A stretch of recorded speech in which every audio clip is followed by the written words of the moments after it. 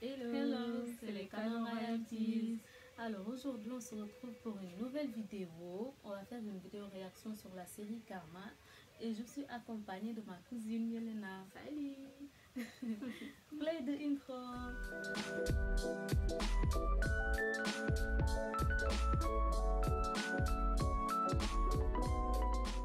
Donc voilà pour cette vidéo. Dans un premier temps, je vais donner la définition du mot karma.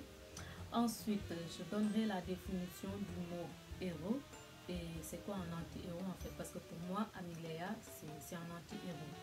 Donc, pour définir le mot karma, il est écrit que le karma est le juge de nos actes. C'est l'énergie transcendante et invisible qui est dérivée de notre comportement. De plus, il accumule les conséquences et nous devrons payer suivant nos actes. Le karma nous dit simplement que les forces que nous avons mises en mouvement il y a 10 minutes ou il y a 10 vies reviendront à nous en fait. Donc tu vas récolter ce que tu as semé. Donc c'est ça le karma. Et par rapport à l'héros et l'anti-héros, donc un héros, traditionnellement en fait un héros c'est un personnage exemplaire. C'est quelqu'un qui fait les choses bien, qui a envie de sauver le monde. C'est quelqu'un qui a le moral en fait, genre, et qui a peur des mœurs. Genre un héros ne va pas faire des choses... un héros n'est pas quelqu'un qui est parfait, mais c'est quelqu'un qui veut faire les choses bien, tout ça et tout. Et l'anti-héros, l'anti-héros c'est tout le contraire en fait. L'anti-héros c'est quelqu'un qui n'en a rien à foutre en fait d'être quelqu'un de bien ou pas. C'est quelqu'un aussi qui va être un manipulateur, une manipulatrice comme Amelia. Donc voilà, et qu'est-ce que je dois rajouter par rapport à l'anti-héros?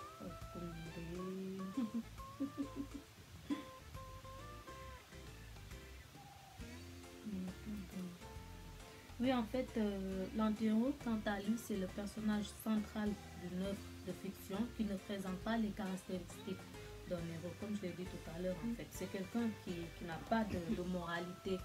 Et c'est quelqu'un aussi qui va souvent prendre des décisions par rapport à ses désirs personnels, en fait.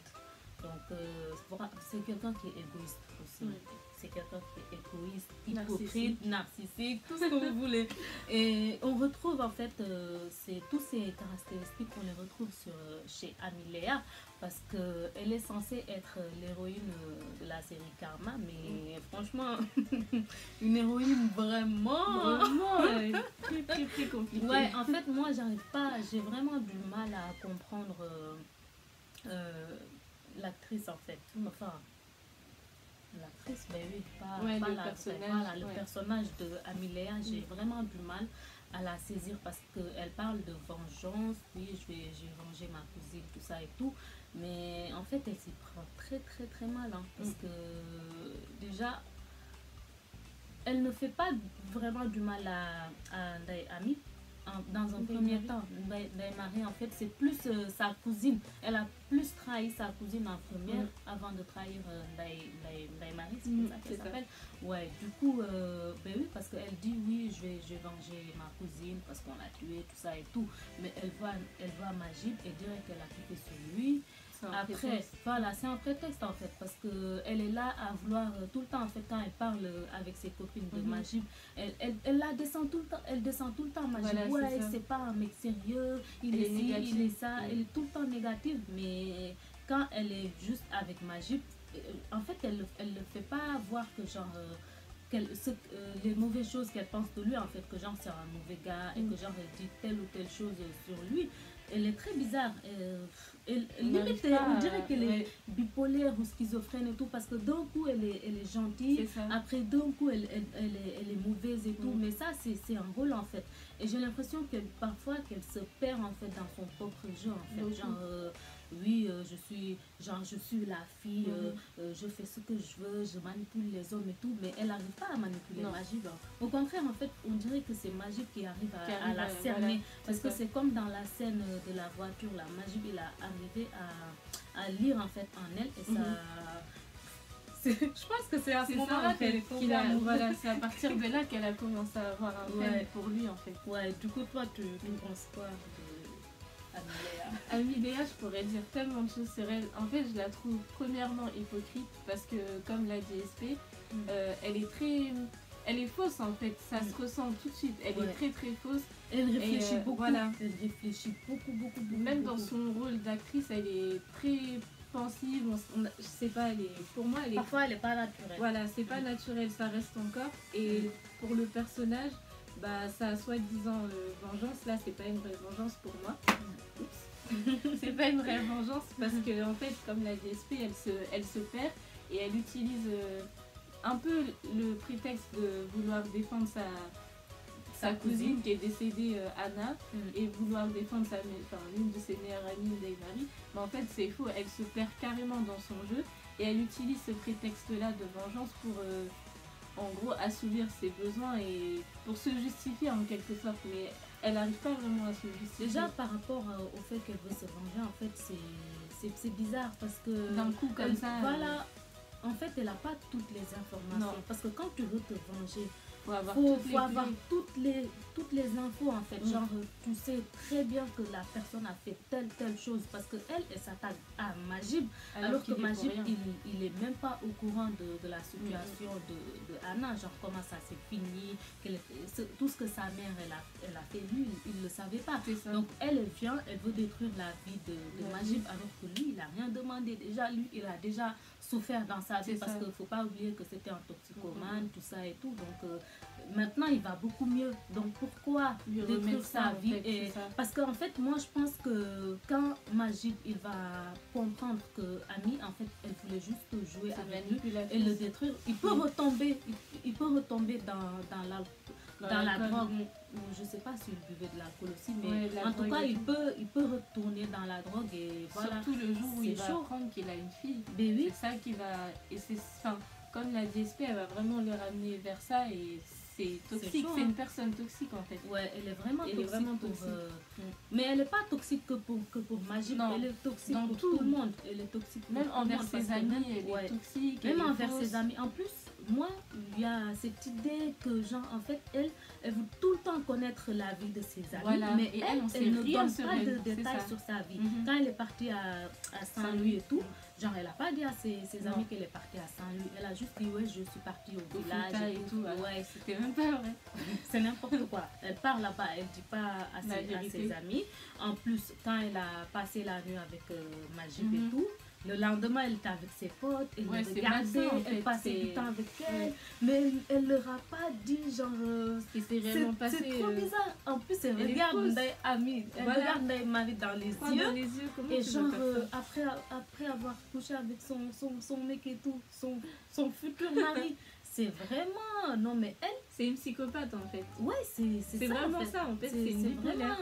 En plus, c'est une perverse narcissique. Hein, parce que franchement...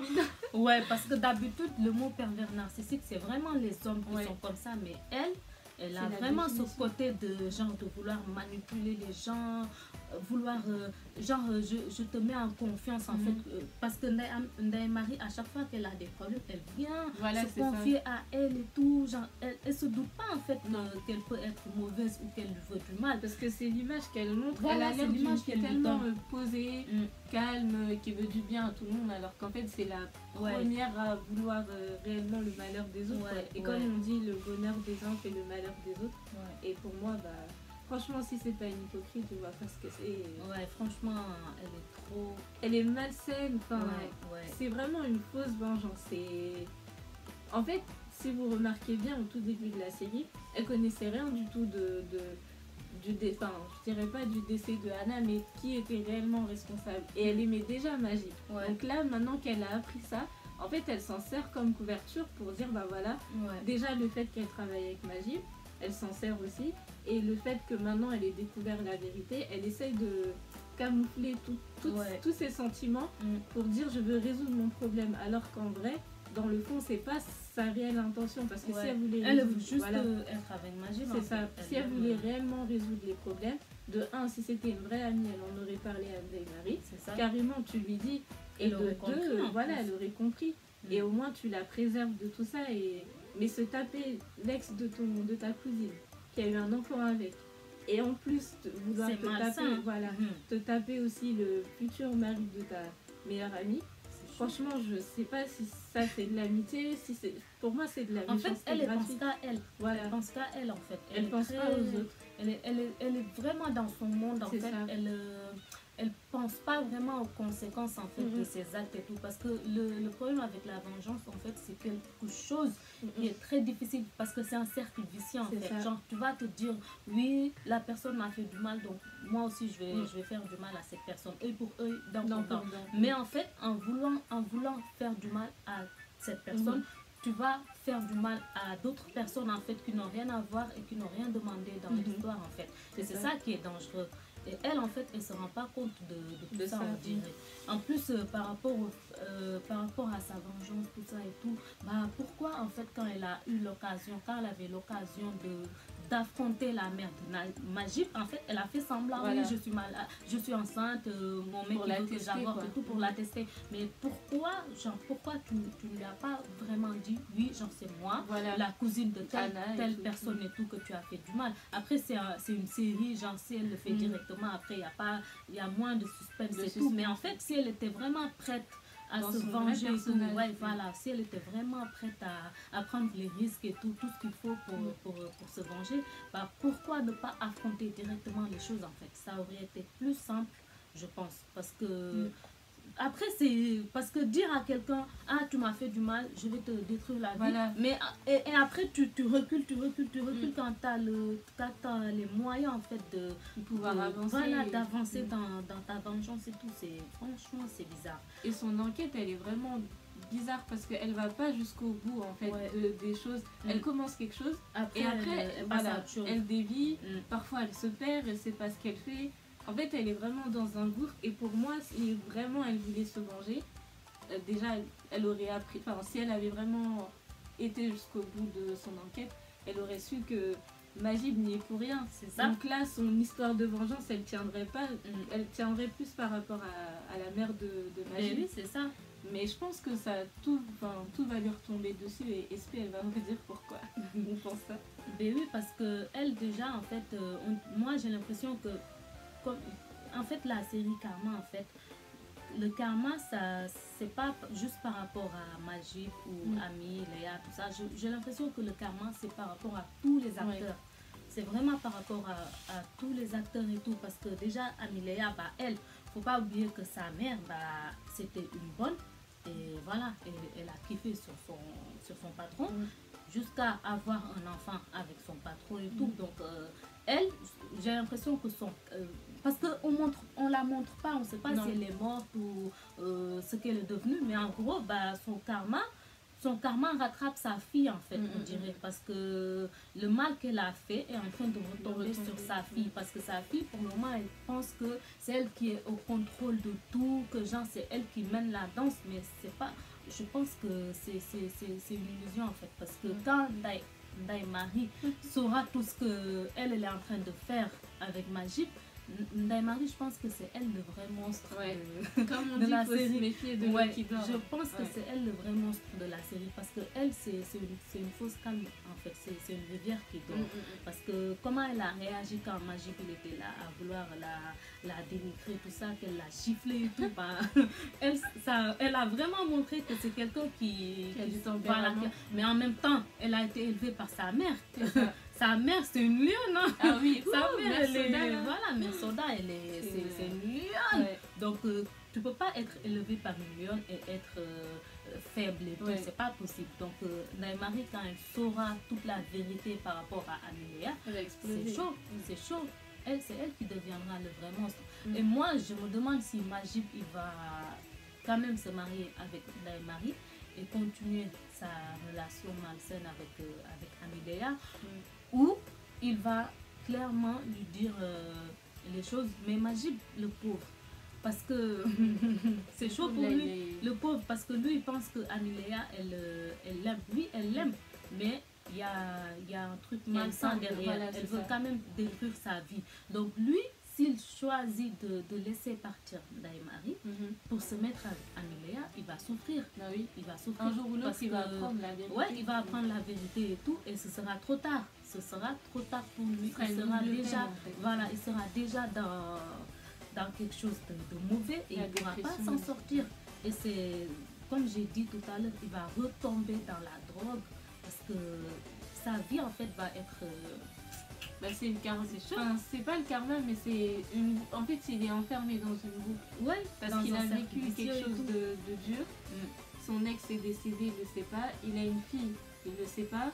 Il va apprendre que Amiléa aussi le manipuler. En fait, l'aimer vraiment, mais le manipuler en même temps, ça va être de trop. Ouais, c'est chaud. Lui, il va retomber dans la drogue, c'est sûr. Parce que ça va être trop d'informations. Donc, la fille parce que lui, la fille qu'il a vraiment aimée, c'est Anna en fait. Donc, quand il va apprendre que Anna elle est morte, c'est chaud. C'est chaud. Et les conditions de sa mort. Voilà, c'est ça. Et quand il va apprendre que sa mère est liée à ça, ça va le détruire. Après, il va apprendre qu'il a un enfant. Après, il va apprendre, genre, il va laisser Ndaïmari. Ça va être difficile parce que il a quand même passé beaucoup de temps avec Ndaïmari. Ils vivaient ensemble et tout. Il s'est attaché à elle. Donc, même si maintenant il aime Amiléa, quand il va laisser Ndaïmari, ça va être chaud. Ça va être compliqué pour lui. Hein. Donc, Majid, là, bon courage. Hein. Courage. Ton personnage, c'est pas dur, facile. Hein. Franchement, c'est dur. Et par dur. rapport aux autres personnages, j'ai envie de parler de Maï. Maï, fait de la peine, toi, franchement, c'est chaud. Mais je pense que le fait qu'elle a pris trop de temps en fait pour se décider à se marier, c'est ça son karma, on va dire ça comme ça. Parce que si elle avait décidé de se marier plus tôt, le père de Lamine, il n'aurait pas eu le temps en fait d'aller chercher quelqu'un au village, tout ça. Parce que moi, je pense que si ça le dérangeait vraiment, parce que je pense que depuis le début, il sait que il connaît la relation. Ils ont pas le genre, ils sont pas du même caste et tout, mais genre en fait je pense pas que ça le dérangeait vraiment. C'est plus le temps passé, Maï elle vient chez lui le tard la nuit, tout ça et tout. Ouais, donc lui il s'est dit que genre cette fille c'est pas vraiment quelqu'un de bien pour mon fils et tout. Parce que s'ils étaient mariés, ok, il n'y a pas de souci. Ils sont mariés et tout, voilà. Il ne va pas avoir ce côté, genre, oui, c'est pas une fille qui est bien, tout ça et tout. Parce qu'ils sont mariés. Mais Mike, tu ne veux pas te marier, mais ça ne te dérange pas de venir chez le mec tard la nuit, quand ses parents sont en train de dormir et tout. C'est mal vu, surtout en Afrique. Oui, c'est mal vu. Donc, c'est normal. Et après, je pense qu'il faut pas qu'elle abandonne en fait, parce que Lamine il aime vraiment. Lamine il aime vraiment, il est en train de tenir tête à son père, donc si tu abandonnes aussi facilement, c'est que voilà, 8 ans de relation et tu veux pas abandonner comme ça, non, continue de te battre, parce que si Lamine il ne t'aimait pas, ok, j'aurais compris, mais il t'aime vraiment et il fait l'effort de tenir tête à son père et d'essayer de trouver des solutions. Donc toi aussi, il faut que tu... Et c'est aussi le fait que la relation elle ait duré 8 ans. Il a quand même fréquenté une autre femme, mais dans le fond, au moins on sait qu'il a vraiment aimé, parce que même en ayant trompé Maï, il a demandé des conseils. En fait, lui, le truc, c'est que lui, il trompe juste pour... C'est juste physique. Il a pas d'autre pensée par rapport à cette autre femme, parce que cette autre femme elle est mariée aussi, elle c'est chaud pour elle parce qu'elle est mariée avec un homme qui vit à l'étranger, et donc ça fait des années qu'elle ne voit pas son mari et tout, donc elle et Lamine c'est une relation, c'est des sex-friends en fait, et ça s'arrête là, ils n'ont pas d'autres. Et la fille en fait j'ai du mal à la détester, parce qu'en fait à chaque fois que Lamine il a des problèmes avec Mike, c'est elle qui lui donne les meilleurs conseils, c'est elle qui lui donne ça. Donc si elle était vraiment mauvaise et tout, elle n'allait pas se perdre son temps pour lui donner des conseils, tout ça et tout. Donc, ça c'est vrai. Ouais. Et par rapport on parle de qui maintenant? Mère Soda peut-être? Oui, Mère Soda, allez, on parle de Mère Soda. Vas-y. Mère Soda, qu'est-ce que je peux dire sur elle? Je la trouve tellement dure. Elle est stricte. Elle est très stricte, mais en même temps, elle est protectrice en fait. Donc on peut pas lui en vouloir trop. C'est une mère. C'est une mère, c'est normal. Une mère, elle est là pour préserver son enfant. Et en plus, elle, tu vois, souvent quand on dit les adultes, un adulte peut voir quelque chose, genre de loin, et toi, l'enfant, tu le vois pas. Bah, en fait, elle, c'est carrément ça. En fait. Elle a vu que Majib, il n'aime pas vraiment sa fille, en fait. Et donc, c'est ça, en fait, qui la dérange tellement qu'il ne peut pas faire semblant d'apprécier Majib, parce que c'est comme si elle sentait la bombe là, voilà, elle sentait la bombe venir et tout. Et Ndaye-Marie, elle ne comprend pas, elle pense que oui, sa mère, elle ne veut pas, patati patata, mais sa mère, elle veut la protéger, en fait, elle veut la préserver, parce que quand Ndaye-Marie va savoir tout ce qu'il y a vraiment dire, si je savais. dans son dos, c'est compliqué. Hein, donc, non, Mère Soda, c'est pas quelqu'un de... Elle n'est pas mauvaise, mais c'est juste qu'elle a du tempérament et que elle veut faire comprendre les choses à sa fille. Peut-être qu'elle s'y prend pas toujours de la bonne manière, mais au moins elle est prévisible, quoi. Et c'est normal qu'elle ait cet instinct, parce que et chaque mère, voilà, quoi. Et par rapport à la mère de Majib, elle c'est autre chose. Elle est tellement hypocrite. Elle est mauvaise. C'est genre, tu vois, c'est la personne qui va te poignarder et te dire ah mais tu souffres, qu'est-ce qui se passe et tout. Elle est trop mauvaise. Elle, c'est... Même dans son regard, tu vois qu'elle est malsaine, en fait. Non, là, je suis dans la mère de Majib. En fait, on n'arrive pas à la cerner. Elle est mauvaise. Elle est, je sais pas, elle est... Parce qu'en fait, elle, c'est le genre de personne, tu vas quand tu la vois, tu te dis... Genre, quelqu'un va dire, ah, mais cette personne, elle est mauvaise. Personne ne va te croire. Parce que, en fait, elle montre son vrai visage que aux gens... qu'aux gens qui doivent voir ce visage-là. En fait. Tu vois, genre par exemple, elle ne le montre pas à n'importe qui. À son fils, par exemple. Voilà, son fils, Majib, il ne va jamais se dire que ma mère, elle est mauvaise, ma mère, elle a fait du mal à... Non, parce qu'elle montre une image tellement paisible et tout, genre d'une maman qui est là, voilà, pour donner des conseils, qui sera toujours là pour lui. Voilà. Et c'est le cas. C'est vraiment une maman qui protège son fils envers et contre tout, en fait. Je pense qu'elle a une relation quand même fusionnelle. Oui, et en protégeant son fils, en fait, le danger, c'est qu'elle écrase les autres. Du mal, voilà, elle écrase les autres. Elle écrase tout sur son passage et elle fait du mal à son fils sans le savoir, en fait. Sans le savoir, parce que quand Majib saura que sa mère, elle a été la cause de la mort de Anna, bah, ça va être difficile, hein. Ça va être difficile, même pour la maman aussi, hein, parce que quand elle verra que son fils, il ne voudra plus lui faire confiance, tout ça, ça va la détruire elle aussi. Donc elle, son karma, ce sera la réaction de Majib quand elle apprendra toutes les mauvaises choses qu'elle a fait, en fait, autour d'elle. Ça va les éloigner. En fait, elle pense qu'en faisant ça, ça va les rapprocher. Mais au contraire, ça va les éloigner. Là on parle de qui encore, peut-être Virginie avec ses deux prétendants. Virginie, bah, elle, pour le moment, il n'y a pas grand chose à dire sur elle, parce que c'est pas quelqu'un qu'on voit.